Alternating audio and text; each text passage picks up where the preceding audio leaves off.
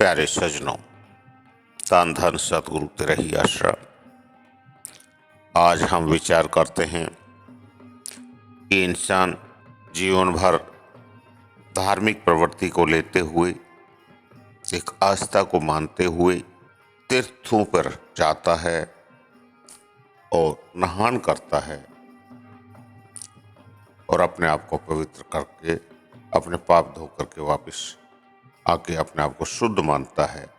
और कभी गंगा, कभी यमुना, कभी जो भी जगह हैं वहाँ नहाने पे वो अपने आप को शुद्धि और पापों से निवृत्त होने का एक साधन मानता है। उसी के बारे में, उसी चीज को लेते हुए एक साखी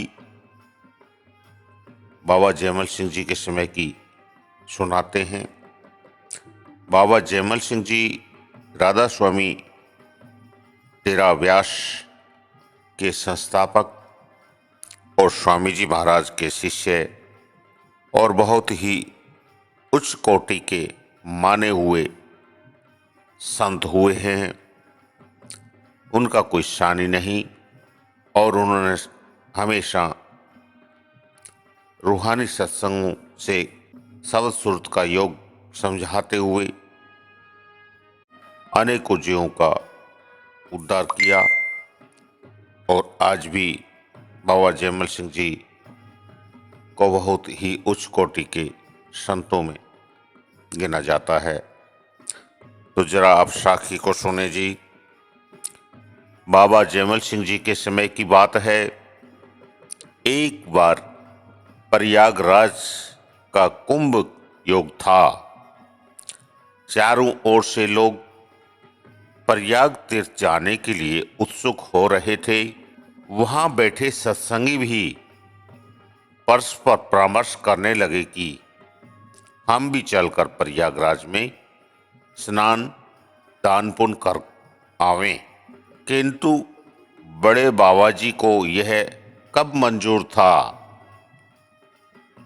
प्रातः काल सत्संग के बाद अचानक तभी सामने से एक भयानक काले रंग का घोड़ा सरपट भागता हुआ आया।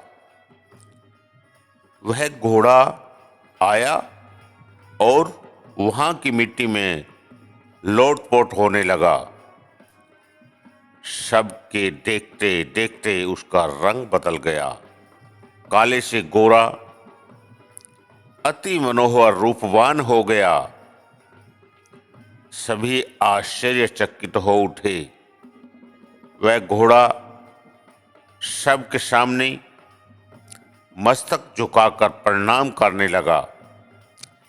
बड़े बाबा जी ने पूछा, कौन है भाई तू, कैसे आया और काले से गोरा कैसे हो गया।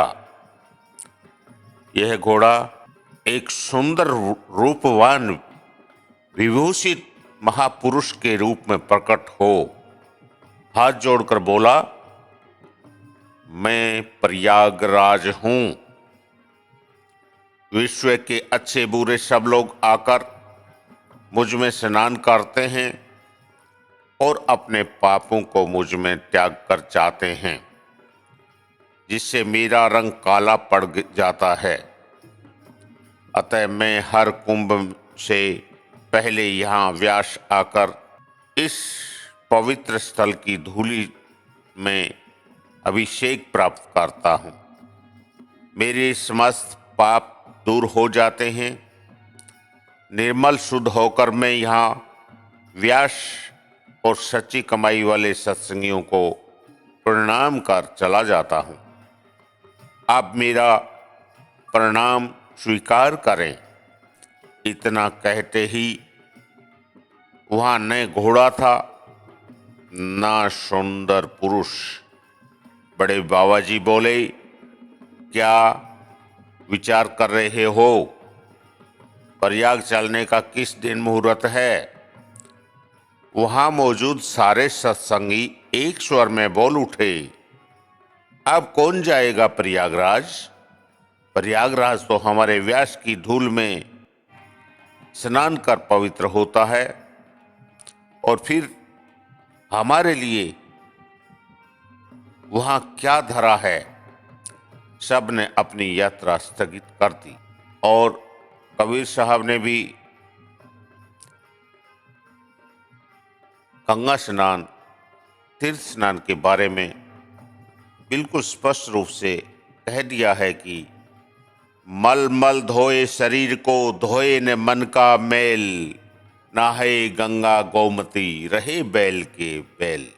नहाए धोए क्या हुआ, जो मन मैल न जाए, मीन सदा जल में रहे, धोए बास न जाए। तो सज्जनों, कबीर साहब ने हम लोगों को हमेशा हमारा भ्रम दूर करने के लिए समझाया है। और अब आप और हम को विचार करना है कि कहाँ नहाना है, कहाँ नहीं नहाना है। मालिक सतगुरु परमात्मा तो हमारे अंदर हैं। सभी संतों ने अंदर ही सारे तीर्थ बताए हैं। परम संत छह मस्ताना जी ने भी कहा है कि घटकी गंगा में नहा ले। हमारे अंदर जो गंगा बह रही है उसमें नहा के निर्मल हो ले। कहाँ फिरे रे भटकता भाई। घटकी गंगा में नहाले का संदेश परम संत छह मस्ताना जी ने कहा है। इसलिए अपना विचार करें और अपने विचार अनुसार सच्चाई के मार्ग पर चलते हुए और अपना भ्रम का पर्दा हटाते हुए अपना जीवन सफलता की तरफ ले जाएं। भेड़ चाल में ना चलें कि वो चला तो मैं चला, ये कोई अच्छी बात नहीं है। और नहाना भी है तो शरीर मैला नहीं हुआ है, मैला तो हमारा मन हुआ है। तो ऊपर से शरीर धोने से क्या फायदा है। नहाना है तो मन को निर्मल कीजिए। मन में कितने खोट कपट और पाप चढ़े हुए हैं, उनको धोइए। वो तो कोई धोता नहीं है। और मलमल शरीर को धोते हैं, उसे मिलना नहीं है। मल मल धोए शरीर को, धोए न मन का मैल, नहाए गंगा गोमती रहे बैल के बैल। लोग अपने शरीर को तो बहुत अच्छी तरह साफ करते हैं, लेकिन मन के मैल की सफाई नहीं करते। वे गंगा और गोमती जैसे नदी में नहाकर खुद को पवित्र मानते हैं, लेकिन वे मूर्ख ही रहते हैं। धन धन सतगुरु तेरा ही आसरा।